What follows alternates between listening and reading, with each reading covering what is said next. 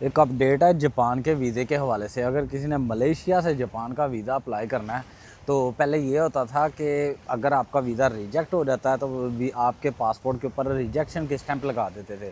फिर ये हुआ कि इन्होंने किड्डा वाली साइड के ऊपर, अगर उन्होंने वहाँ से कुछ लोगों ने अप्लाई करना है किड्डा वाली साइड से, तो वहाँ से इनकी स्टैंप नहीं थी लगती, मगर केएल वाली साइड पे स्टिल स्टैंप लगा रहे थे रिजेक्शन की। फिर तीसरा काम ये हुआ है, अब अगर आपका वीज़ा रिजेक्शन होता है तो केएल वाली साइड पे भी स्टैंप अब नहीं लग रही रिजेक्शन की, जस्ट आपका पासपोर्ट वापस कर देते हैं।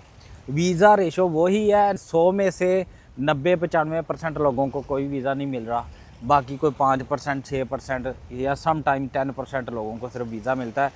इसलिए अगर आपने अप्लाई करना है तो आपकी मर्ज़ी है, बाकी टाइम वेस्ट करने वाली बात है।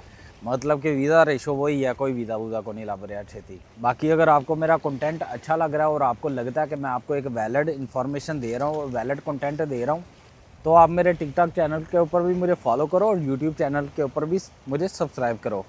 अपना बहुत सारा ख्याल रखिएगा, दुआओं में याद रखिएगा। अस्सलाम वालेकुम।